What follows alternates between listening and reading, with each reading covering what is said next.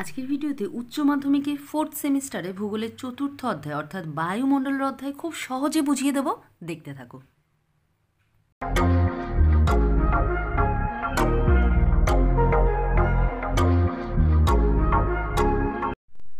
আচ্ছা, এই যে ঘূর্ণবাত রয়েছে, এরপরে প্রতিঘূর্ণবাত রয়েছে, এগুলোকে আসলে বলা হয় বায়ুমণ্ডলীয় গোলযোগ। হ্যাঁ, তো বায়ুমণ্ডলীয় গোলযোগ কি? বায়ুমণ্ডলের নিম্ন স্তরে যদি হঠাৎ করে কেন্দ্রমুখী বায়ুও হতে পারে, আবার কেন্দ্রের বাইরের দিকেও যেতে পারে। এই রকম বায়ু কিভাবে সৃষ্টি হয়? হয়তো কেন্দ্রে খুব গভীর নিম্নচাপ বা উচ্চচাপ সৃষ্টি হলো গভীর, তখন এই ধরনের কেন্দ্র বহির্মুখী বা কেন্দ্রের দিকে মুখ করে বায়ু চক্রাকারে যে প্রবেশ করে বায়ুমণ্ডলের নিম্ন স্তরে যে একটা গোলযোগ, ঝড় বৃষ্টি প্রভৃতি সৃষ্টি করে, এগুলোকে বলা হয় বায়ুমণ্ডলীয় গোলযোগ। এবার এটাকে দুভাগে ভাগ করা হয়, এক হলো ঘূর্ণবাত আর এক হলো প্রতিঘূর্ণবাত। সেটা পরে পড়াবো, আগে ঘূর্ণবাত সম্পর্কে অনেক কিছু বলার আছে। এখানে অনেক বড় বড় বিষয় আছে, কিন্তু আমি এমন করে বুঝিয়ে দেবো, খুব ছোট করে সহজ করে বুঝিয়ে দেবো, তোমরা বোঝাটার থেকেই যদি লিখতে পারো কিন্তু খুব উপকার পাবে। ঘূর্ণবাত কি? কোনো স্থানে, অবশ্যই বায়ুমণ্ডলের নিম্ন স্তরে, ধরো এটা এত ছোট তো হবে না, বহু বড় একটা জায়গা, কিন্তু একটা জায়গাতে কি হলো, নিম্নচাপ সৃষ্টি হলো এবং গভীর নিম্নচাপ, মানে বায়ুর চাপ খুব কম হয়ে গেল। সেই জায়গায় পার্শ্ববর্তী যে সমস্ত অঞ্চলে উচ্চচাপ রয়েছে, সেখান থেকে বায়ু যদি এরকম চক্রা করে পাক খেতে খেতে চক্রাকারে প্রবেশ করে, তবে যে আবর্তের সৃষ্টি হয়, ঘূর্ণির সৃষ্টি হয়, তাকেই বলা হয় ঘূর্ণবাত। এবার এর বৈশিষ্ট্যগুলো রয়েছে, এর বৈশিষ্ট্য বলতে গেলে এটা আস্তে আস্তে তোমরা বেশি বুঝতে পারবে। দেখো, কেন্দ্রে নিম্নচাপ যেটা বলে দিয়েছি, অবশ্যই কেন্দ্রে প্রচুর নিম্নচাপ থাকতে হবে। শক্তির উৎস কী হতে হবে? জলীয় বাষ্প। দেখো, আমি আজকে অনেক কিছু, এই যে দেখো নিচের দিকেও সব লিখে দিয়েছি তোমাদের। হ্যাঁ, এই অধ্যায়টা একটু লিখে পড়াতে সুবিধা হবে, সেই কারণে আমি লিখে দিয়েছি, তোমাদের হয়তো নোট লিখতে বা বুঝতেও সুবিধা হবে। তো জলীয় বাষ্প, যেই নিম্নচাপে বেশি জলীয় বাষ্প থাকবে, অবশ্যই জলীয় বাষ্পের পরিমাণ যদি বেশি না হয় ঘূর্ণবাত তৈরি হতে পারে না, কিন্তু মনে রাখবে যে ঘূর্ণবাতে জলীয় বাষ্পের পরিমাণ যত বেশি থাকবে তার শক্তি কিন্তু তত বেশি হবে। এই কারণে সমুদ্রে সাধারণত ঘূর্ণবাতের বেশি উৎপত্তি হয় এবং তার শক্তিও বেশি হয়। এবার তোমরা বলতে পারো যে সমুদ্রে উৎপন্ন হচ্ছে, কিন্তু আমাদের ঘূর্ণবাত কেমন? ধরো হচ্ছে সাইক্লোন, হ্যারিকেন, হ্যাঁ, এইগুলো ঘূর্ণবাত, আমাদের দেশে যেমন সাইক্লোন দেখা যায়। তো এই যে ঘূর্ণবাতগুলো যখন স্থলভাগে আসে, তখন বলতে পারো তাহলে স্থলভাগে এসে এত শক্তি কোথাতে পাচ্ছে যে এত ভেঙে চুরে দিচ্ছে? কেন পাচ্ছে? কারণ সমুদ্রে যখন থাকছে সেখানে তো আর ভাঙার কিছু নেই, ক্ষয় করার কিছু নেই, সেই কারণে আমরা বুঝতে পারছি না, কিন্তু সমুদ্রেও শক্তি থাকছে, প্রচুর শক্তি থাকছে।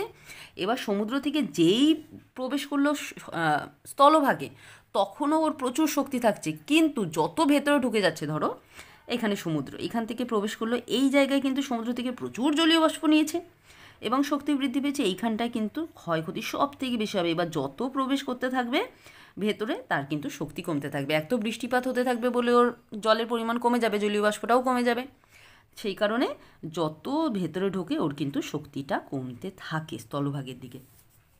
এরপরে বায়ুর দিক, কেমন করে বায়ু, এই যে দেখো এখানে তো সোজা আমি আঁকিনি, নিশ্চয়ই বাঁকিয়ে দিয়েছি। এইটা কি হিসেবে বেঁকে যায়? দেখো, আমি কিন্তু কিছু না বলেও আমি আঁকার সময় কিন্তু খেয়াল করেছি আমি কোন দিকে বাঁকিয়ে দেবো, কারণ আমরা থাকি উত্তর গোলার্ধে। দেখো আমি লিখে দিয়েছি ঘড়ির কাঁটার, ওটা উত্তর গোলার্ধ, হ্যাঁ, ঘড়ির কাঁটার বিপরীত, মানে এইটুকু যদি মনে রাখতে পারো, সব 4টে জিনিস মনে রাখতে পারবে। কি? উত্তর গোলার্ধে যখন কেন্দ্রে যাচ্ছে, দেখো সোজা না গিয়ে ঘড়ির কাঁটা কোন দিকে যায়? এই দিকে যায়, ঘড়ির কাঁটা বিপরীত দিকে গেছে। উত্তর গোলার্ধে, তার মানে দক্ষিণ গোলার্ধে কী হবে? ঘড়ির কাঁটার দিকে। তাহলে দক্ষিণ গোলার্ধে হলে আঁকাটা কেমন হবে? ঘড়ির কাঁটার দিক মানে এরকম, ধরো এখান থেকে আঁকলে তোমরা বুঝতে পারবে ঘড়ি কাঁটা এরকম বাঁকে না, তাই এরকম, তো এইরকম, এইরকম করে ঢুকবে। দেখো এইটা থেকে কিন্তু এটা আলাদা, এটা হলো দক্ষিণ গোলার্ধ, আমি আঁকলাম দক্ষিণ। আর এটাই প্রতীপ ঘূর্ণবাত, এরপরে যখন পড়াবো সেটা পুরো উল্টো হয়ে যাবে। কি হয়ে যাবে? উত্তর গোলার্ধে হবে ঘড়ির কাঁটার দিকে, আর দক্ষিণ গোলার্ধে হয়ে যাবে ঘড়ির কাঁটার বিপরীত দিকে। এইগুলো যদি ভালো করে শোনো, বোঝো, তাহলে কিন্তু পার্থক্য যখন আসবে সেটাও বুঝতে অসুবিধা হবে না। আর এই ঘূর্ণবাত এবং প্রতীপ ঘূর্ণবাতের, এটাও কিন্তু আমি ঘূর্ণবাতই এঁকেছি, প্রতীপ ঘূর্ণবাত এখনও আঁকিনি, পরে পড়াবো এরপরে। যাই হোক, এবার দুর্যোগপূর্ণ আবহাওয়া, অবশ্যই ঘূর্ণবাতের সাথে প্রচুর দুর্যোগ ঘটে, চাপপূর্ণ আবহাওয়া থাকে, কারণ সমুদ্র থেকে একটু আগে বললাম প্রচুর পরিমাণে জলীয় বাষ্প নিয়ে আসে, ঝড় বৃষ্টি প্রচুর পরিমাণে হয়, তাই ক্ষয়ক্ষতিও প্রচুর হয়। এবার চলে যাচ্ছি এই যে আঁকলাম এইটা তো সহজভাবে আঁকলাম, আসলে তো এতটা সহজ হতে পারে না কিছু একটা প্রাকৃতিক জিনিস। সেইটাই বলছে যে ক্রান্তীয় ঘূর্ণবাতের উৎপত্তি ও জীবনচক্র, মানে এই পুরোটা হলো, তৈরি হলো, বায়ু আসলো, এবার বৃষ্টি হবে, আবার সাধারণ হয়ে যাবে, সব কিছু নর্মাল হয়ে যাবে। সেইটা কি পর্যায় হয়? এটা 3-4টে পর্যায় হয়। দেখো, প্রারম্ভিক পর্যায়, বিকাশশীল পর্যায়, পরিণত পর্যায় এবং সমাপ্তি পর্যায়। আমি কিন্তু পুরো ছোট ছোট করে সব লিখে দিয়েছি, দেখো তোমরা স্ক্রিনশট নিয়ে নিতে পারো এখান থেকে, ছোট ছোট করে সব লিখে দিয়েছি। এবার বুঝিয়ে দিই। প্রারম্ভিক পর্যায়ে কি বলছে? কেন্দ্রীয় অংশে দুর্বল নিম্নচাপ, কোরিওলিস বলের জন্য ঘূর্ণি সৃষ্টি, উৎপত্তিস্থলে বজ্র বিদ্যুৎ সহ বৃষ্টিপাত। তার মানে মোটামুটি একটা খুব শক্তিশালী না, একটা দুর্বল নিম্নচাপ সৃষ্টি হয়েছে কোরিওলিস বলের ফলে, ঘূর্ণি বায়ু ঘুরতে ঘুরতে প্রবেশ করেছে এবং যেখানে এই এটা হয়েছে সেই জায়গাটায়, পুরো জায়গাটায় কি হচ্ছে? বজ্র বিদ্যুৎ সহ বৃষ্টিপাত হচ্ছে। বিকাশশীল পর্যায়ে কি হচ্ছে? শক্তিশালী নিম্নচাপ হয়ে গেল, মানে এই যে নিম্নচাপ পুরো এরিয়াটাই তৈরি হলো, সেখানে 770 MBর কাছাকাছি বায়ুচাপ থাকে, মানে প্রচুর কম চাপ। কেন্দ্রে 20 কিলোমিটার ব্যাসযুক্ত ঘূর্ণবাতের চক্ষু হয়, মানে এই যে ব্যাস কাকে বলে? এতটা, এইটা কি হয়ে যাবে? 20 কিলোমিটার। 20 কিলোমিটার ব্যাসযুক্ত কেন্দ্রে ঘূর্ণবাতের চক্ষু। ঘূর্ণবাতের চক্ষু কাকে বলে? এই যে একটা ঘূর্ণবাত তৈরি হলো, এর মাঝখানে একটা অঞ্চলে ঘূর্ণবাতের চক্ষু বলে, যেখানে না আবহাওয়া একদম শান্ত থাকে, ঝড় বৃষ্টি কিছুই হয় না মাঝখানে জায়গাটায়। এটার ব্যাস কত হয়? 20 কিলোমিটার। বিস্তৃত অঞ্চল জুড়ে মুষলধারে বৃষ্টিপাত হয় আর বিক্ষুব্ধ বলয় গঠিত হয়। এটা পরে পড়াবো বিক্ষুব্ধ বলয় কি। আচ্ছা, বিক্ষুব্ধ বলয়টা এখনই বলে দিচ্ছি। কি দেখো, এই যে চারিদিক থেকে বায়ু আসছে, ধরো এই সোজা আঁকলাম, সোজা আসে না যদিও, এইখানে বায়ু আসছে, এখানে উষ্ণতাটা প্রচুর বেশি, তখন এসেই বায়ু ওপর দিকে চলে যায়। এই ওপর দিকে যাচ্ছে যেই বলয়টায়, যে জায়গাটুকু দিয়ে, তাকে বলা হয় বিক্ষুব্ধ বলয়। এবং এই পুরো জায়গাটায় প্রচুর পরিমাণে মুষলধারে বৃষ্টি শুরু হয়ে যায় বিকাশশীল পর্যায়ে। আর বায়ু এখন এর মধ্যে প্রবেশ করতে থাকে, এই যে চারিদিক থেকে বায়ু আসছে, প্রায় 40 থেকে 120 কিলোমিটার বেগে পার আওয়ার, মানে ঘন্টায় 100 থেকে 120 কিলোমিটার বেগে প্রবেশ করে। কি হচ্ছে? ক্রান্তীয় ঘূর্ণবাতের উৎপত্তি, মানে আস্তে আস্তে কীভাবে পুরো ঘূর্ণবাতটা তৈরি হচ্ছে এবং শেষ হয়ে যাচ্ছে। পরিণত পর্যায়ে কি? গঠন সম্পূর্ণ হয়ে গেল, মানে এটা সব থেকে ভয়ঙ্কর সময়। বিক্ষুব্ধ বলয় ছোট হয়ে যায়। ছোট হয়ে যায় মানে এই যে মাঝখানে ঘূর্ণবাতের চক্ষু 20 কিলোমিটার ব্যাস, তারপরে এইখানে 30 কিলোমিটার, মানে 20 থেকে 30 কিলোমিটার পর্যন্ত ব্যাসের বিক্ষুব্ধ বলয় এখন হয়। আগে এটা বেশি ছিল। এই পর্যায়ে বিক্ষুব্ধ বলয় ছিল, ধরো এইটুকু ছিল 20 কিলোমিটার ব্যাস ছিল ঘূর্ণবাতের চক্ষুর। এইটা ছিল এই বিকাশশীল পর্যায়ে, এটাও ছিল 20, মানে 20 প্রথম ব্যাস, এর ব্যাস হচ্ছে 20 পর থেকে 40 পর্যন্ত, মানে আরও 20 এইটা। এইবার এইটা তো 20 রয়েইছে, এইটা একটু কমে 10 হয়ে গেল, তাহলে টোটাল হয়ে গেল 20 আর 10-এ 30, এইরকম। দেখো, বিক্ষুব্ধ বলয় ছোটো হয়ে গেছে, ঘূর্ণবাতের আয়তন বাড়ে, চারিদিকে যে অঞ্চলটা নিয়ে ঘূর্ণবাত তৈরি হবে সেটা বাড়ে এবং প্রচুর পরিমাণে মুষলধারে বৃষ্টি হতে শুরু করে, ঠিক আছে। আর এই সময় কিন্তু এই কিউমুলোনিম্বাস মেঘ প্রচুর পরিমাণে থাকে। আর এই পর্যায়েও কিউমুলোনিম্বাস, নিম্বোস্ট্র্যাটাস, এই পর্যায়েও মানে তৃতীয় পর্যায়ে কিউমুলোনিম্বাস আর নিম্বোস্ট্র্যাটাস, এই মেঘগুলো প্রচুর পরিমাণে থাকে এবং এর থেকে এই পরিণত পর্যায়ে প্রচুর পরিমাণে বৃষ্টিপাত হয়। এবং বৃষ্টিপাত হলে কিন্তু ঘূর্ণবাত, ঝড় বৃষ্টি দুটোই হয় অবশ্যই, এবং ঘূর্ণবাতের এই বৃষ্টি ঝড় এত বেশি হয়ে যাওয়ার পর কিন্তু শক্তিটা এবার পরিণত পর্যায়ে গিয়ে সব ঘটে গেল এবং এর শক্তি এবার কমতে থাকবে। সমাপ্তি পর্যায়ে কী হয়? বায়ুর চাপ ঢাল হ্রাস পায়। চাপ ঢাল মানে কি? ধরো এই যে এখানে আবার সমচাপ রেখা বুঝতে হবে, এইটা ধরো 700, এর পরের চাপ এটা ধরো 800, তাহলে এই চাপ ঢালটা এর থেকে এর গ্যাপ কত? 100। এইটা এই 100-র যে ডিফারেন্সটা, এটা কমতে থাকে, মানে এরপরে 700-র পর হয়ে যাবে 750। প্রথমে চাপ ঢাল বেশি থাকবে, ধরো 100 থাকলো, আমি বোঝাচ্ছি আর কি একটা চাপ ঢাল কাকে বলে। এরপরে হয়তো এখানে 700 জায়গায় এখানে এখানে 700ই থাকলো, এখানে কিংবা এখানে 750 হয়ে গেল, এখানে 800, বা এখানে 700 হলো, এখানে 750। তার মানে কি গ্যাপটা কত হয়ে যাবে? 50। তার মানে চাপ ঢালটা কমে গেল, আগে 100 ছিল এখন 50, চাপ ঢাল কমে যাবে।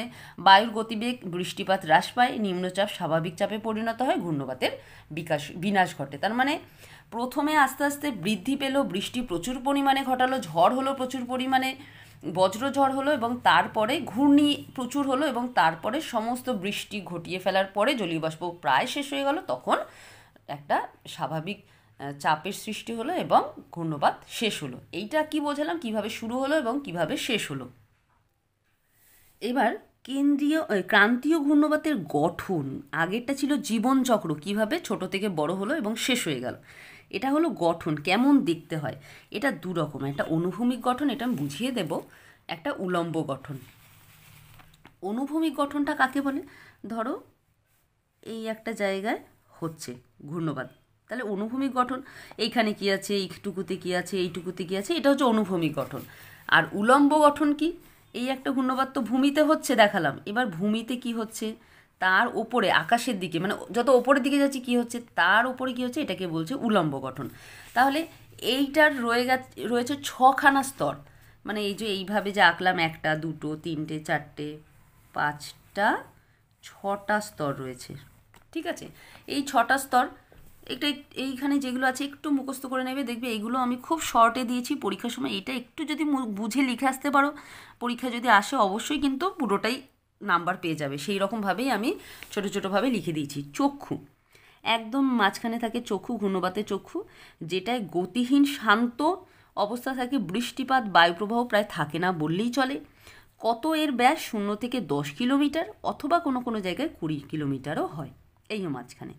এরপরে চক্ষু প্রাচীর, মানে এই যে মাঝখানের চারিদিকে যে স্তরটা রয়েছে সবচেয়ে বেশি ক্ষয়প্রবণ, মানে ক্ষয় ক্ষমতা বা ঘূর্ণির একটা ওই যে ঘূর্ণি সৃষ্টি হয় বা ঝড় বৃষ্টি সব এখানে বেশি। এরপরে কুণ্ডলী বলয়, যেখানে কত রয়েছে ব্যাস? 50 থেকে 80 কিলোমিটার, মানে একটা হয়ে গেল, দুটো হয়ে গেল, এবার 3 নাম্বার, এটা হলো কুণ্ডলী বলয়, 50 থেকে 80 কিলোমিটার। এর বেল্ট, মানে এর যে এইটুকু জায়গাকে বলছে রেন বেল্ট বলে এটাকে, কারণ প্রচুর পরিমাণে প্রবল বৃষ্টি হয় এখানে। হ্যাঁ, এবার বায়ু অবনমিত অঞ্চল, এই যে 4 নাম্বারটা হলো বায়ু অবনমিত অঞ্চল। কি হয়? দুর্বল অংশ, বায়ুর অবনমন ঘটে, বায়ু তো কেন্দ্রীয় অংশ দিয়ে ওপরে চলে যাচ্ছে, কিন্তু ওপরে গিয়ে আবার নিচে আসছে, তাহলে বায়ু এই মণ্ডলেই কিন্তু নিচে আসে, 4 নম্বর মণ্ডলে, এখানে অল্প পরিমাণে বৃষ্টিপাত হয়।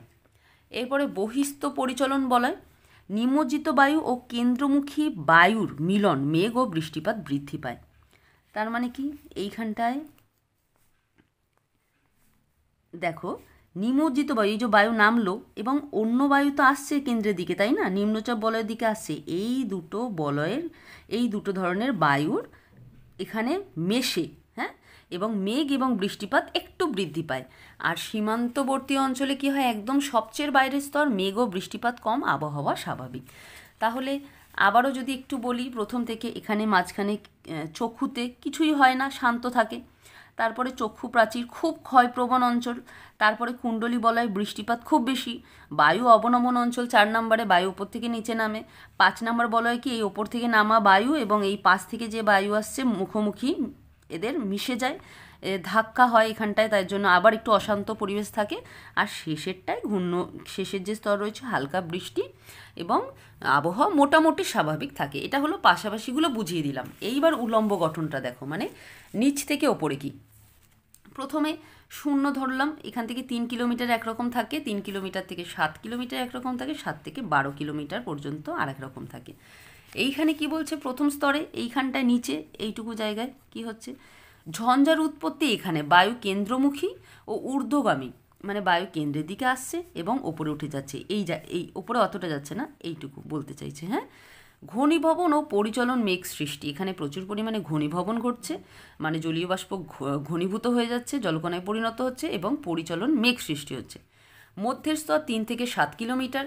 মূল ঘূর্ণি এইখানেই কিন্তু মূল যে ঘূর্ণিটা সেটা এইখানেই।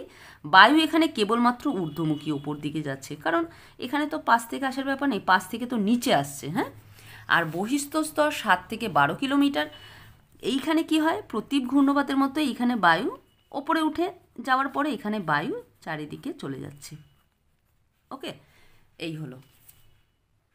এরপরে নাতিশীতোষ্ণ ঘূর্ণবাত। খেয়াল করো, ঘূর্ণবাত দু ধরনের, এক হলো ক্রান্তীয়, এক নাতিশীতোষ্ণ। দেখে নাও যে এতক্ষণ কিন্তু আমি ক্রান্তীয় ঘূর্ণবাত সম্পর্কে পড়েছি, ক্রান্তীয় ঘূর্ণবাতের গঠন, এর আগে ক্রান্তীয় ঘূর্ণবাতের জীবনচক্র। তাহলে ঘূর্ণবাত দু ধরনের, একটা ক্রান্তীয়, একটা নাতিশীতোষ্ণ। আর প্রতীপ ঘূর্ণবাত সেটা পরে আসছি। তো ক্রান্তীয় ঘূর্ণবাত হয়ে গেছে, এবার নাতিশীতোষ্ণ ঘূর্ণবাত। নাতিশীতোষ্ণ ঘূর্ণবাতের কিভাবে উৎপত্তি হয় বা জীবনচক্র যদি পরীক্ষায় আসে, এর একটা মতবাদ আছে, সেটা হলো মেরু সীমান্ত মতবাদ। এটাই পরীক্ষায় আসে। যদি কিচ্ছু উল্লেখ করে না দেয় কোন মতবাদ, তাহলে যেটা আমি বোঝাচ্ছি সেটাই লিখবে। আর যদি মেরু সীমান্ত মতবাদ উল্লেখ করে দেয় তাহলেও এটাই লিখবে। প্রারম্ভিক পর্যায়, এর 6টা পর্যায় আছে। দেখো 6টা পর্যায়ে আমি লিখে দিয়েছি পরপর ছোট ছোট করে বর্ণনা। এই অধ্যায়টা পুরো আমি লিখে দিয়েছি, হ্যাঁ, না হলে পড়তে তোমাদের এরপরে প্রতীপ ঘূর্ণবাত পড়াবো এখানে। আচ্ছা, আর এই অধ্যায়ে দেখবে প্রচুর কিছু আছে বইতে, হ্যাঁ, অনেক বইতে অনেক কিছু আছে, কিন্তু আমি যেগুলো পড়াচ্ছি সেটা কিন্তু সিলেবাস ওয়াইজ, মানে সিলেবাসে এইটুকুই আছে, আমি যেইটুকু পড়াবো। এবার তাহলে নাতিশীতোষ্ণ ঘূর্ণবাতের ব্যাপারটা আলাদা, অন্য রকম, সেটা বুঝে নাও। প্রারম্ভিক পর্যায়ে, প্রারম্ভিক পর্যায়ে কি হচ্ছে, এটা মধ্য অক্ষাংশে দেখা যায়, ওই 40-45 ডিগ্রি অক্ষরেখা বরাবর দেখা যায়। তাহলে 40-45 ডিগ্রির এই দিকে কি আছে, মেরু অঞ্চল, আর এদিকে কি আছে, ক্রান্তীয় অঞ্চল। এর মাঝামাঝি নাতিশীতোষ্ণ, অর্থাৎ নাতিশীতোষ্ণ ঘূর্ণবাত তো সেখানেই হবে। হলো, এখানে কি হচ্ছে, প্রাথমিক পর্যায়ে মেরু অঞ্চল থেকে বায়ু আসছে এবং ক্রান্তীয় অঞ্চল থেকে বায়ু যাচ্ছে। মেরু অঞ্চল থেকে যে বায়ু আসছে সেটা হচ্ছে শীতল, অর্থাৎ ভারী। আর ক্রান্তীয় অঞ্চল থেকে যে বায়ু আসছে সেটা হলো উষ্ণ, উষ্ণ বায়ু হলেই হালকা হবে। হয়ে গেল। এবং এই দুটো বায়ু, যে শীতল এবং ভারী বায়ু, এসে না মিশে যেতে পারছে না, মাঝখানে একটা সীমান্ত অঞ্চলের সৃষ্টি হচ্ছে, মানে একটা পার্থক্যযুক্ত অঞ্চল, যার এই পাশে শীতল বায়ু থাকছে, এই পাশে উষ্ণ বায়ু থাকছে। এইটাকে বলা হয়, এটা বলা হয় সীমান্ত। অর্থাৎ এই প্রথম পর্যায়ে কি হলো, সীমান্ত সৃষ্টি হয়ে গেল। এরপরে দ্বিতীয় পর্যায়ে জন্মলাভ পর্যায়ে উষ্ণ এবং শীতল সীমান্ত তৈরি। কিভাবে উষ্ণ এবং শীতল সীমান্ত তৈরি, দেখো, শীতল বায়ু এদিক থেকে আসলে এই শীতল বায়ু বেশি প্রভাবশালী এবং বেশি ভারী হওয়ায় এই সোজা সীমান্তের দিকে না বেশি চাপ দিতে শুরু করে দেয়, এবং চাপ দিতে থাকায় এই শীতল জায়গাটা না বেঁকে যায়, এবং এই দিক থেকেও চাপ দিতে থাকে কিছুটা, কিন্তু এই পাশেই চাপ বেশি হয় এবং এটা প্রায় সমান। এই দিক থেকে এগোতে শুরু করে। যেই দিকে শীতল বায়ু বেশি চাপ দেয়, এই দিকটায় বেশি চাপ দিচ্ছে, এই জায়গাটাকে, এই সীমান্তটাকে, এবার কিন্তু দুটো সীমান্ত তৈরি হয়ে যায়, উষ্ণ এবং শীতল। এইটাকে বলা হয় শীতল সীমান্ত। আর যেদিকে উষ্ণ বায়ু বেশি চাপ দিচ্ছে সেটা হলো উষ্ণ সীমান্ত। ঠিক আছে, এই শীতল বায়ু সবসময় বেশি প্রভাবশালী, মনে রাখবে এই ক্ষেত্রে। আর পরীক্ষার সময় যখন আঁকবে দেখবে বক্স করে আঁকাগুলো দেবে, বেশ দুটো বক্স হয়ে গেল, দেখো বইতে দেখবে এইরকমই ছবি আছে।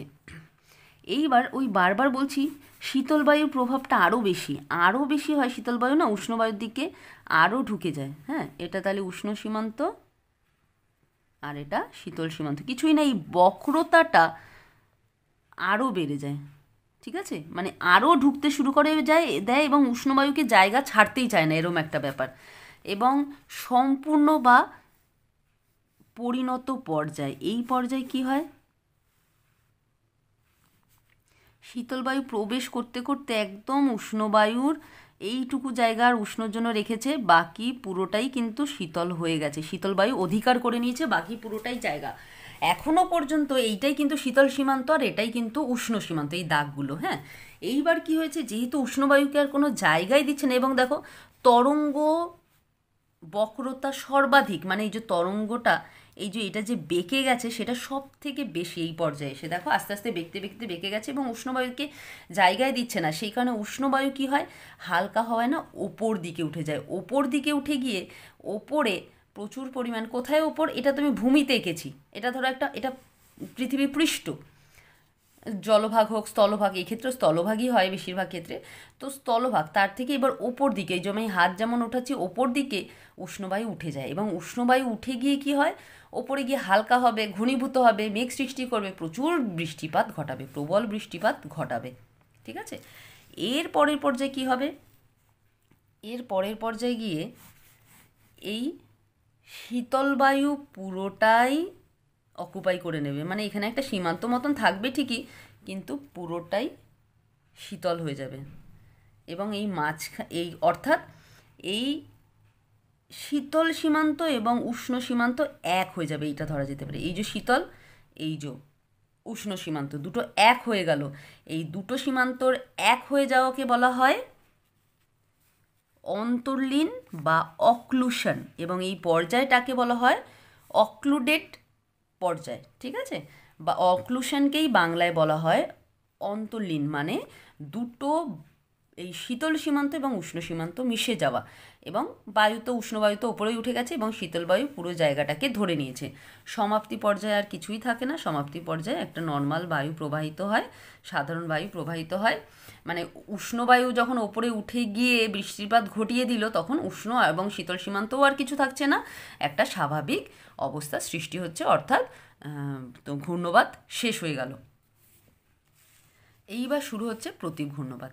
প্রতীপ ঘূর্ণবাতটা কি, কোনো জায়গায় উচ্চচাপ যদি থাকে এবং পার্শ্ববর্তী কোনো জায়গায় যদি নিম্নচাপ, ধরো এই জায়গাটা প্রচুর উচ্চচাপ, ঠান্ডা অবশ্যই, তার জন্য উচ্চচাপযুক্ত অঞ্চল, এবং চারিদিকে নিম্নচাপ, তখন কি হয়, এই উচ্চচাপযুক্ত অঞ্চলের বায়ু সবসময় তো উচ্চচাপ থেকে নিম্নচাপে বায়ু প্রবাহিত হয়, এবং এই যে চাপ ঢালটা যদি বায়ুর বেশি হয়, অর্থাৎ এখানে উচ্চচাপ বেশি এবং নিম্নচাপ বেশি অন্য জায়গায় কোথাও পার্শ্ববর্তী অঞ্চলে রয়েছে, তখন এই উচ্চচাপযুক্ত অঞ্চল থেকে বায়ু নির্গত হয় বাইরের দিকে, চক্রাকারে নির্গত হয়। কিভাবে নির্গত হবে, সোজা না গিয়ে ডান দিকে বেঁকে যাবে, বলেছিলাম আগেই যে ঘড়ির কাঁটার দিকে যাবে, উত্তর গোলার্ধে কোথায় যাবে, উত্তর গোলার্ধে কোন দিকে যাবে, ঘড়ির কাঁটার দিকে। আগেই কিন্তু আমি দিকটা বুঝিয়ে দিয়েছিলাম, প্রতীপ ঘূর্ণবাত উত্তর গোলার্ধে ঘড়ির কাঁটার দিকে, দেখো এরমভাবেই হয় না, ঘড়ির কাঁটা ঘোরে। আর দক্ষিণ গোলার্ধে কী হবে, আমি ছোট করে আঁকি, দক্ষিণ গোলার্ধে হবে হলো ঘড়ির কাঁটার বিপরীত দিকে, এই দক্ষিণ গোলার্ধ ঘড়ির কাঁটার বিপরীত দিকে বেরোচ্ছে, কিন্তু বেরোনোর সময়ও অবশ্যই যদি এরকম সোজাই যেত তাহলে তো ঘূর্ণি হতো না, বেঁকে বেঁকে যাচ্ছে বলেই কিন্তু ঘূর্ণি হচ্ছে, এটাকে বলছে প্রতীপ ঘূর্ণবাত। ঘূর্ণবাত এবং আচ্ছা, এখানে কিছু জিনিস রয়েছে, কেন্দ্রে উচ্চচাপ থাকে, দিক বলে দিলাম, গতি 30 থেকে, এটা 50 হবে, 50 কিলোমিটার ঘন্টায় থাকে গতিবেগ। আর আবহাওয়া কিন্তু ঘূর্ণবাতের মতো এখানে প্রবল বৃষ্টিপাত এসব হয় না, শান্ত আবহাওয়া থাকে। প্রতীপ ঘূর্ণবাত এবং ঘূর্ণবাতের পার্থক্য পরীক্ষায় আসে কিন্তু, আবার নাতিশীতোষ্ণ ঘূর্ণবাত আর ক্রান্তীয় ঘূর্ণবাতের পার্থক্য পরীক্ষায় আসে, আমি অবশ্যই এগুলো নোট দিয়ে দেব। আচ্ছা, এটা হলো উচ্চচাপ। এবার তোমাদের এই অধ্যায়ের মধ্যে সব থেকে তোমাদের মনে হতে পারে কঠিন জিনিস, কোপেনের মতে জলবায়ু শ্রেণীবিভাগ। হ্যাঁ, এটা কঠিনই জিনিস, আমি অস্বীকার করব না, কিন্তু এমনভাবে বুঝিয়ে দেব কঠিন লাগার কোনো বিষয় নেই, এমনকি নোট আলাদা করে এটার পড়ার দরকার নেই, আমি এখানে যেটা দিয়ে দিচ্ছি, আমি এখানে টুকে রেখেছি একটা জিনিস, এইটাই ভালো করে বুঝিয়ে দিচ্ছি কিভাবে পরীক্ষায় লিখবে, দেখে নাও। আচ্ছা, প্রথমে ভ্লাদিমির কোপেন তিনি জলবায়ু শ্রেণীবিভাগ করেছিলেন 1914 খ্রিস্টাব্দে। তারপরে বিভিন্ন পরিমার্জন একটু ঠিক করেছেন, কোনটা মানে এডিটিং বলে যেটাকে আর কি, করে 1936 সালে গিয়ে উনি একদম শেষ ঠিকঠাক করে শেষ পর্যন্ত পরিমার্জন করে 1936-এ এই জলবায়ু শ্রেণীবিভাগটা দিয়েছেন। কিসের উপর ভিত্তি করে জলবায়ু শ্রেণীবিভাগ করেছেন, মাসিক গড় উষ্ণতা ও মোট বার্ষিক বৃষ্টিপাতের উপর ভিত্তি করে। তিনি প্রধানত 5টি জলবায়ু অঞ্চলের কথা বলেছে, কোথায়, সমগ্র পৃথিবীতে, সমগ্র পৃথিবীতে 5টি প্রধান জলবায়ুর কথা বলেছেন এবং তার কিছু শ্রেণীবিভাগ করেছেন। দেখো, এটা আমি একটু চওড়া করে খাতার মধ্যে করেছি, এই যে হেডিংগুলো ভালো করে আগে দেখে নাও। প্রধান জলবায়ু অঞ্চলগুলোর নাম আছে এবং তাকে কি প্রতীক চিহ্ন দিয়ে দেখানো আছে সেইটা বলা আছে। এইভাবে পুরো চলতে থাকবে, আমি পুরোটাই তোমাদের একবারে এক স্ক্রিনে দেখানোর চেষ্টা করব। প্রথমেই মনে রাখবে, সবার প্রথমে A B C ডি, ই। এত সহজ, মানে 5টা শুধু ABCD ই মনে রাখতে হবে। আর কি, এ দ্বারা কাকে বুঝিয়েছেন? ক্রান্তীয় বৃষ্টিবহুল অরণ্য, যেখানে সবসময় বৃষ্টি হয়। বি দিয়ে কি দেখিয়েছেন? শুষ্ক জলবায়ুকে। সি দিয়ে দেখিয়েছেন উষ্ণ নাতিশীতোষ্ণ বৃষ্টিবহুল জলবায়ুকে। ডি দিয়ে শীতল তুষারময় অরণ্য জলবায়ুকে। আর ই দিয়ে মেরু জলবায়ুকে উনি বুঝিয়েছেন। এইবার কি, এবার একটা একটা করে বোঝাবো। প্রত্যেকটাকে এই ওপরের হেডিংগুলো না একটু মুখস্থ করে নিও। দেখো, কিছু জিনিস তো মুখস্থ করতেই হবে, না হলে কিন্তু হবে না। হ্যাঁ, এইবার এর দ্বারা কি বুঝতেই পারছো? ক্রান্তীয় বৃষ্টিবহুল, যেখানে বৃষ্টিপাতটা খুব বেশি, সেই সমস্ত অঞ্চলকে বুঝিয়েছেন। এটাকে তিনি 3টি ভাগে ভাগ করেছেন। কি কি? এফ, এস আর ডাব্লু। মানে একে এফ, এস আর ডাব্লুতে ভাগ করেছেন, যদিও এসটা পৃথিবীর কম জায়গায় দেখা যায় বলে এটার আর বেশি বর্ণনা উনি করেননি। দেখো, এই পাশে আছে, এর সাথে এফ সেট করে, মানে এর পাশে এফ লিখে একটা জলবায়ু হয়েছে, আর এর সাথে ডাব্লু লিখে একটা জলবায়ু হয়েছে। যদিও, আচ্ছা, এটা পুরোটা কিন্তু ভালো করে শুনবে, কোথায় কি লিখবে সব আমি পরপর বলে দেবো। এফ মানে বুঝতে হবে যেইখানে সারা বছর বৃষ্টি হয়, মানে শুষ্ক বলে কোনো ঋতু নেই। এস বলতে সামার মনে করবে, আর ডাব্লু বলতে উইন্টার। সামার শুষ্ক, গ্রীষ্মকাল শুষ্ক, উইন্টার মানে শীতকাল শুষ্ক। তাহলেই দেখবে মনে থাকবে। একটু একটু কিছু মনে রাখার হিন্টসও আমি দিয়ে দেবো, কীভাবে মনে রাখবে সুবিধা হবে, ক্লু দিয়ে দেবো। এইবার দেখো, লাস্টে যে জলবায়ুর উপবিভাগ করেছেন, সেখানে কি এই বক্সটা ফাঁকা আছে? উপবিভাগ করেছেন, তাতে কি এর সাথে এ আগে দেখতে পেয়েছো তোমরা, এর সাথে এফ যোগ হয়ে এফ যখন হলো, তখন কি বলেছিলাম? সারা বছর বৃষ্টি। সেই কারণে ক্রান্তীয় বৃষ্টি অরণ্য, যেখানে সারা বছর বৃষ্টি। আর এ ডাব্লু দিয়ে কি বলেছিলাম? ডাব্লু মানে শীতকাল শুষ্ক। শীতকাল শুষ্ক কোথায় হয়? সাভানা জলবায়ুতে। অর্থাৎ এ আর ডাব্লু দ্বারা তিনি সাভানা জলবায়ুকে বুঝিয়েছেন। এবার একটু নোট কিভাবে লিখবে বুঝিয়ে দিই। তোমরা এইটা পুরোটা মুখস্থ করবে। পরীক্ষার সময় যদি জলবায়ু শ্রেণীবিভাগ আসে, কেউ এইরকম পুরো লিখে দিতে পারো যেমন আছে আমার কাছে হুবহু, কিংবা কেউ যদি ভাবো নোটের মতন করে লিখবে, প্যারাগ্রাফ করে, তাহলে লিখবে যে ভ্লাদিমির কোপেন সমগ্র পৃথিবী জলবায়ুকে 5টি ভাগে ভাগ করেছে। প্রথম নামগুলো লিখবে। প্রথমে এই যে 5টা নাম লিখবে, এটা লিখবে ব্র্যাকেটে এ দেবে, এটা লিখবে ব্র্যাকেটে বি, এরকম 5টা লিখে নিলে এইবার প্রথমটাকে হেডিং করবে, ক্রান্তীয় বৃষ্টিবহুল অরণ্য। তার ভেতরে লিখবে তিনি এটাকে 2টি উপভাগে ভাগ করেছেন, এ এবং এফ। এফ দিয়ে লিখবে, এফ দিয়ে এই হেডিং লিখবে যে এই এফ দ্বারা ক্রান্তীয় বৃষ্টি অরণ্য জলবায়ুকে বোঝায়। এখানে এফ অর্থাৎ সারা বছর যেখানে বৃষ্টি হয়, এইটা লিখে দেবে শর্টের মধ্যেই। এ ডাব্লু দিয়েও তাই, যেমন বললাম তেমন, যে এ ডাব্লু দ্বারা সাভানা জলবায়ুকে বুঝিয়েছেন, এবং এখানে সাভানা জলবায়ুতে শীতকাল শুষ্ক হয়, কারণ এটা এখানে তুমি পড়ে নিয়েছো। এরপরে বি দ্বারা শুষ্ক জলবায়ুকে বুঝিয়েছেন, এবং এটার কি ভাগ করেছেন? এইচ এবং কে। এইচ দ্বারা উষ্ণ জলবায়ুকে বোঝানো হয়, কে দ্বারা শীতল জলবায়ুকে বোঝানো হয়। হ্যাঁ, আর এই যে এইখানে আগে এস আর ডাব্লু যেমন বলেছিলাম, এস মানে সামার, গ্রীষ্মকাল শুষ্ক, আর হচ্ছে ডাব্লু মানে উইন্টার, উইন্টার শুষ্ক, বৃষ্টিপাত হয় না। শুষ্ক বলতে এখানে বৃষ্টিপাত হয় না কে বোঝায়। এইবার দেখো, এই যে বি এর সাথে ফার্স্টে এস নিয়েছে, B capital S, B capital S, B capital S. এসের পরে এই কেটা, এইচটা এখানে নিয়েছে, এবং এই কেটা এখানে নিয়েছে। মনে আছে এখানে বলেছিলাম এইচ মানে উষ্ণ, দেখো উষ্ণ আছে, কে মানে শীতল, শীতল আছে। তাহলে বিএস দ্বারা স্থির জলবায়ু, এখানে জলবায়ু হবে প্রত্যেকটার পাশে আমি এইভাবে লিখে দিয়েছি। স্থির জলবায়ু বোঝাচ্ছে বি ডাব্লুর দ্বারা মরু জলবায়ু, এইটুকুনি তো মুখস্থ রাখতেই পারবে। এবার B S H, B S মানে হলো, এই যে দেখো এস মানে কি বলেছিলাম? গ্রীষ্মকাল শুষ্ক। আর এইচ দ্বারা উষ্ণ, সেই কারণে মনে রাখবে এইচ থেকে উষ্ণ অর্ধ শুষ্ক জলবায়ু। কে মানে শীতল, শীতল অর্ধ শুষ্ক জলবায়ু। বি ডাব্লু দ্বারা তো মরু। এবার মরুর মধ্যে দেখো এইচ মানে উষ্ণ বলেছিলাম, তাই উষ্ণ মরু, আর কে মানে শীতল মরু। হয়ে গেল এটা। এরপরে 3 নাম্বার, উষ্ণ নাতিশীতোষ্ণ বৃষ্টি বহুল জলবায়ু, এটাকে সি দ্বারা বুঝিয়েছেন। একে আবার 3টে ভাগে ভাগ করেছেন, যদিও এই ভাগগুলো এইখানে আর দেখাননি তিনি, এইখানে এই 3টে দিয়েই বুঝিয়ে দিয়েছেন। তবু আমি লিখে দিয়েছি, এইটুকু শুধু জাস্ট মুখস্থ করে রাখবে। এ মানে কম উষ্ণ গ্রীষ্মকাল, বি মানে উষ্ণ গ্রীষ্মকাল, সি মানে শীতল গ্রীষ্মকাল। এবার তোমরা হয়তো বলো শীতল গ্রীষ্মকালটা আবার কি? শীতল গ্রীষ্মকাল মানে গ্রীষ্মকাল, কিন্তু মানে যেমন হয় না মেরু অঞ্চলে, মেরু অঞ্চলে তো সারা বছর বরফ থাকে বা শীতল থাকে, তার মধ্যেও একটা সময় থাকে না বরফটা একটু গলে, সেইটাকে বলা হয় শীতল গ্রীষ্মকাল। তো এটাকে তিনটে ভাগ, এফ মানে মনে আছে একটু আগেই বুঝিয়েছিলাম, এই যে ওপর থেকে এখানে লেখা আছে সারা বছর বৃষ্টি, গ্রীষ্মকাল শুষ্ক, শীতকাল শুষ্ক, এই যে বুঝিয়েছিলাম সেইভাবেই উনি ভাগ করেছেন। এই দেখো সেইভাবেই কিন্তু আছে। সি, এফ দ্বারা সমস্ত ঋতু আর্দ্র, গ্রীষ্মকাল শুষ্ক, শীতকাল শুষ্ক। তাহলে গ্রীষ্মকাল যদি শুষ্ক হয় তাহলে অটোমেটিক মুখস্থ হয়ে যাবে শীতকাল আর্দ্র।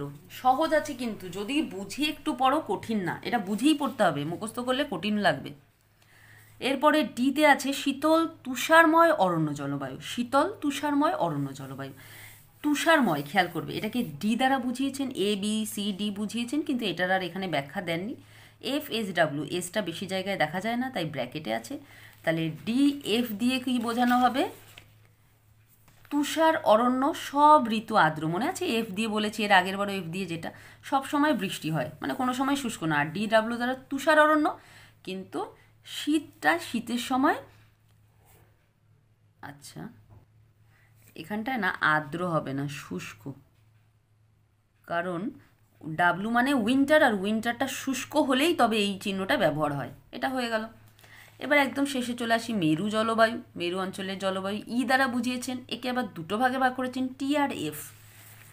ই এর সাথে টি যোগ হয়েছে, হয়েছে তুন্দ্রা জলবায়ু, আর ই এর সাথে এফ হয়েছে পার্মাফ্রস্ট, মানে চির তুষারাবৃত জলবায়ু। তাহলে কিন্তু আমি খুব সহজ করেই তোমাদের বুঝিয়ে দিলাম। দেখো একটু আমি সাইড করে করে দেখাচ্ছি যাতে তোমরা স্ক্রিনশট নিয়ে তোমরা লিখতে পারো। এই যে যেমন বললাম, একটু বুঝে একটু মুখস্থ করে পড়বে, কিছুই কঠিন না। আমি মানে যত সম্ভব হতো আমি কিন্তু ততটা সহজ করে তোমাদের বুঝিয়েছি। এবার প্রায় শেষের দিকে এসে গেছি। জলবায়ু পরিবর্তনের কারণ। জলবায়ু পরিবর্তনের কারণ প্রধানত তিনটে: জ্যোতির্বিদ্যা সংক্রান্ত তত্ত্ব, সৌর কলঙ্কের হ্রাস বৃদ্ধি, আর সৌর বিস্ফোরণ। জ্যোতির্বিদ্যা সংক্রান্ত দুটো তত্ত্ব আছে, পৃথিবীর অক্ষকোণের পরিবর্তন আর পৃথিবীর কক্ষপথের আকৃতিগত পরিবর্তন। দেখো পৃথিবীর অক্ষকোণের পরিবর্তন মানে এই যে পৃথিবী তো এরকম হেলে অবস্থান করে এরকমভাবে, হ্যাঁ, এই যদি একটা স্ট্রেট লাইন ধরা যায় তাহলে এর সাথে কত ডিগ্রি হেলে অবস্থান করে তোমরা এটা আগেই জানো, 23.5 ডিগ্রি কোণে হেলে অবস্থান করে। এই 23.5 ডিগ্রি যে কোণে হেলে অবস্থান করে, এটা 41,000 বছর বছর একটু পরিবর্তন হয়, কিন্তু বিশাল পরিবর্তন হয়ে যায় সেটা না। এটা কত থেকে কত হয়? 22 ডিগ্রি থেকে 25 ডিগ্রির মধ্যে ঘোরাফেরা করে 41 বছর পর পর, মানে এই একটা টার্ম থাকে। যদি 22 ডিগ্রির কাছাকাছি চলে আসে এই কোণটা, মানে একটু যদি বাদিকে চলে ঘুরে যায়, কাত হয়ে যায় পৃথিবী, তাহলে পৃথিবীর উষ্ণতা মানে সব থেকে বেশি এবং সব থেকে যে উষ্ণতা কম, উষ্ণতা প্রসারটা কম থাকে, অর্থাৎ খুব ভালোর দিকে যায় উষ্ণতাটা পরিবর্তনটা। আর যদি 25-এর কাছাকাছি হয় তাহলে পৃথিবীর তাপমাত্রাটা বা উষ্ণতাটা চরম হয়, মানে শীতও বেশি গ্রীষ্মও বেশি হয়ে যায়। এর পরেরটাই কি হচ্ছে, তার মানে জলবায়ু পরিবর্তন হয় পৃথিবীর। এর পরেরটা বলছে পৃথিবীর কক্ষপথের আকৃতিগত পরিবর্তন, এটাও পরিবর্তন হয়। এটা প্রায় 1,10,000 বছর, এত বছর পর পর একটা পরিবর্তন হয়। কীরকম হয়? আমরা তো জানি পৃথিবী উপবৃত্তাকার কক্ষপথে সূর্যকে প্রদক্ষিণ করছে। তাহলে এই উপবৃত্তাকার কক্ষপথ হলে তবেই কিন্তু কখনো পৃথিবীর কাছে থাকছে সূর্য বা সূর্যের কাছে থাকছে এবং কখনো দূরে। এই উপবৃত্তাকারটা কখনো কখনো বৃত্তাকার হয়ে যায়, বৃত্তাকার। এই বৃত্তাকার হয়ে গেলে তো একদম সেন্টারে সূর্য হয়ে যায় এবং পৃথিবীর থেকে দূরত্ব সবসময় সমান হয়, তখন কিন্তু পৃথিবীর জলবায়ু পরিবর্তন হয়। এরপরে সৌর কলঙ্কের হ্রাস বৃদ্ধি। সৌর কলঙ্ক কি? পৃথিবীর মধ্যে যে কলঙ্কগুলো মানে কালো কালো দাগ, সেইটা মনে করবে ওই চুম্বকীয় কার্যকলাপ হয়, ক্রিয়াকলাপ হয়, সেটা যত বেশি হয় কালো দাগ তত বৃদ্ধি পায়, অর্থাৎ সৌর কলঙ্ক তত বৃদ্ধি পায়। তাহলে সৌর কলঙ্ক যদি বৃদ্ধি হয় তার মানে চুম্বকীয় ক্রিয়াকলাপ যেহেতু বেশি হচ্ছে, তাই তাপমাত্রাটা বেশি পরিমাণে হয়। অর্থাৎ তাপটা সূর্য থেকে আমাদের যে আসে, ইনসোলেশন, সূর্য থেকে যে সৌররশ্মি আসে তার পরিমাণটা বেড়ে যায়, তার ফলে জলবায়ুর পরিবর্তন হয়। আর সৌর বিস্ফোরণ, এমন সূর্য হলো এমন একটি নক্ষত্র, প্রায় বিস্ফোরণ ঘটে। এই বিস্ফোরণ যখন বেশি হয় এবং কম হয়, বেশি হলেও পৃথিবীর জলবায়ু, অর্থাৎ যদি বেশি বিস্ফোরণ হয় তাহলে কি হবে, তাপীয় ফল, সূর্য থেকে যে রশ্মিটা আমাদের পৃথিবীতে আসছে তার পরিমাণটা বৃদ্ধি পায়, এবং বিস্ফোরণ কম হলে কমে যায় তাপীয় ফলটা, তার ফলে পৃথিবীর জলবায়ুর পরিবর্তন হয়। এরপরে লাস্ট আজকে যেটা পড়াবো, জলবায়ু পরিবর্তনের প্রমাণ। এখানেই কিন্তু এই অধ্যায় শেষ হবে।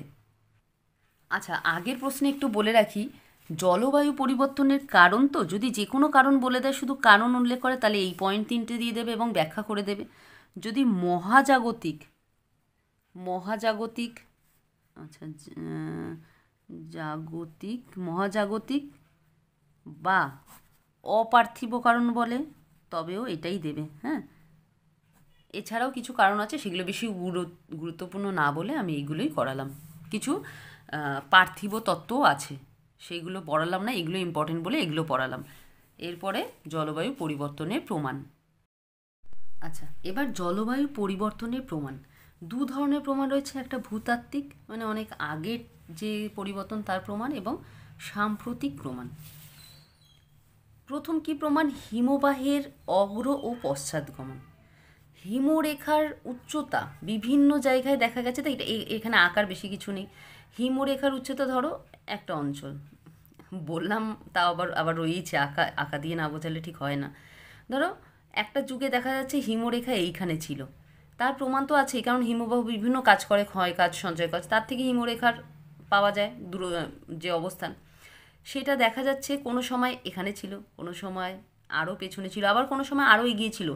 যত হিমযুগ যত বেশি সময় থাকে, তত বেশি নিচে নেমে আসে হিমরেখা। তাই এই হিমরেখাগুলো দিয়েই বোঝা যায় যে আগে হিমযুগ ছিল পৃথিবীতে, তারপরে আবার কোনো সময় নর্মাল আমার এখনকার মতো যুগ তৈরি হয়েছে, শুষ্ক বা আর্দ্র যুগ জলবায়ুর। এই হিমরেখা থেকেই বা হিমবাহগুলো যে এগিয়ে এসেছিল, মানে হিমযুগ এসেছিল এবং পিছিয়ে গেল, সেই প্রমাণ থেকে বোঝা যায় যে একসময় সবসময় এইরকম জলবায়ু ছিল না। পুরো গভীর বরফ থেকে, ধরো আন্টার্কটিকা বা আলাস্কা, প্রচুর গভীর বরফ রয়েছে, এই গভীর জায়গা থেকে বরফ নিলে সেই বরফের আইসোটোপ বিশ্লেষণ করে না, অতীতে বরফ কখন সঞ্চিত হয়েছিল, তখনের বায়ুর উষ্ণতা কেমন ছিল, সে তার প্রমাণ পাওয়া যায়। তার থেকে বোঝা যায় যে আগে কেমন উষ্ণ ছিল, এখন কেমন উষ্ণ, এগুলো বোঝা যায়। মানে আগে কতটা শীতল ছিল বা কতটা উষ্ণ, সেখান থেকে প্রমাণ পাওয়া যায় যে পৃথিবীতে আগে বহুবার হিমযুগ এসেছে। এখন তো আর হিমযুগ নেই। হিমযুগ কাকে বলে, যেটা সমগ্র পৃথিবী বরফে ঢাকা ছিল, তার মানে জলবায়ু পরিবর্তন হয়েছে, প্রমাণিত। একইভাবে গভীর পলিস্তর থেকে পলি খনন করে, পলি নিয়ে তার পরীক্ষা করেও দেখা গেছে যে আজকের জলবায়ু এবং অতীত অনেক আগের জলবায়ু এক ছিল না। সমুদ্রপৃষ্ঠের পরিবর্তন, ধরো এই রকম সমুদ্রপৃষ্ঠকে এরকম আঁকলাম, এটা জল পুরো, এই রকম সমুদ্রপৃষ্ঠ কোনো সময় অতীতে ছিল, আবার কোনো সময় নিচে ছিল, এই রকম প্রমাণ পাওয়া গেছে। এগুলো দেখে কি বোঝা যায়, যদি বরফ বেশি জমে থাকে তাহলে কি হবে, জলের পরিমাণ কম থাকবে, তখন সমুদ্রপৃষ্ঠ নিচু। আবার যখন বরফ গলে যাবে, তো এই বরফ গলে গিয়ে সেই জল কোথায় আসবে, সমুদ্রে, তখন সমুদ্রপৃষ্ঠ উঁচু হয়ে যাবে। এটা তো বারবার প্রমাণ পাওয়া গেছে, সমুদ্রপৃষ্ঠ পরিবর্তন থেকেই বোঝা গেছে যে কোনো সময় হিমযুগ ছিল, আবার কোনো সময় হিমযুগ ছিল না। জীবাশ্মগত প্রমাণ তো সব কিছুতেই রয়েছে। কি, ধরো এই একটা জায়গা, এটা একটা স্থান, এইখানে জীবাশ্ম মানে ওই পাথরের মধ্যে যে উদ্ভিদ বা প্রাণীর ছাপ, সেখানে একটা এমন উদ্ভিদ বা প্রাণীর ছাপ পাওয়া গেছে, যেই প্রাণীর ছাপ অন্য কোনো মানে এই জলবায়ুতে থাকা সম্ভবই না। ধরো আমি বলছি, এই একটা জায়গায় মেরু ভাল্লুক, হ্যাঁ, বা ওই মেরু অঞ্চলে বা হিমবাহ যেখানে থাকে সেই অঞ্চলে একটা পাতা, তার ছাপ পাওয়া গেছে, বা একটা পশুর হাড়ের ছাপ পাওয়া গেছে, যেই পশুটা শুধু মেরু অঞ্চলে বা বরফ আবৃত অঞ্চলেই থাকার কথা, কিন্তু এখন এইখানে দেখা গেল উষ্ণ জলবায়ু। তাহলে কি করে সম্ভব, তাহলে বুঝতেই হবে যে এক সময় এখানে হিমযুগ ছিল, বরফে ঢাকা ছিল। আর সাম্প্রতিক প্রমাণগুলো কি, ধরো 1 নম্বর, শিল্প বিপ্লবের পর থেকে এখনও পর্যন্ত পৃথিবীর গড় তাপমাত্রা 1.1 ডিগ্রি সেন্টিগ্রেড বেড়ে গেছে, তার মানে জলবায়ুর পরিবর্তন হয়েছে। 2 নম্বর হচ্ছে সাহারাতে গাছ অধিক পরিমাণে আগের থেকে গাছ জন্মাচ্ছে। কেন জন্মাচ্ছে? জলবায়ু পরিবর্তন হচ্ছে তাই। তারপরে আফ্রিকায় মাউন্ট কিলিমাঞ্জারো রয়েছে, সর্বোচ্চ শৃঙ্গ, সেখানে কিন্তু বরফ গলছে। হ্যাঁ, এইগুলো কিছু তোমাদেরকে বললাম। বর্তমানকালে আরও অনেক কিছু আছে, এই কয়েকটা উদাহরণ তোমাদের আমি দিলাম। তাহলে তোমাদের চতুর্থ অধ্যায় অর্থাৎ বায়ুমণ্ডল অধ্যায় থেকে সমস্ত কিছু আমি যথাসম্ভব সহজ করে বোঝানোর চেষ্টা করেছি। আশা করি তোমরা বুঝেছো। এর প্রশ্নও দিয়ে দিয়েছি, নোটও তোমরা পেয়ে যাবে, ডিসক্রিপশানে দেখে নিও। তোমাদের যা যা প্রয়োজন প্র্যাকটিক্যালের ভিডিও সব পেয়ে যাবে। আর একটা কথা আমি বলে রাখি, তোমরা অনেকেই ভাবছো যে সব ভিডিও কমপ্লিট হবে কিনা। অবশ্যই সব ভিডিও কমপ্লিট হবে, কোনো চিন্তা নেই। তোমরা যেগুলো বোঝাচ্ছি পড়তে থাকো। এইটা আজকের অধ্যায় কিন্তু নোট অবশ্যই দেবো, কিন্তু এটা পড়লে তোমরা নোটের ডিসক্রিপশান প্লেলিস্টে পেয়ে যাবে, কিন্তু মানে লিঙ্ক ডিসক্রিপশানে পেয়ে যাবে। কিন্তু এইখানে আজকে আমি যেভাবে লিখে দিয়েছি, কেউ যদি এইটাই ছোট করে লিখে লিখে পরীক্ষায় লিখে আসতে পারো বুঝে বুঝে, তাহলে কিন্তু আমি মনে করি 90% মার্কস পেয়ে যাবে। তাহলে আজকের জন্য এখানেই শেষ করছি। খুব তাড়াতাড়ি তোমাদের প্রয়োজনীয় আরও অনেক ভিডিও নিয়ে আসতে চলেছি।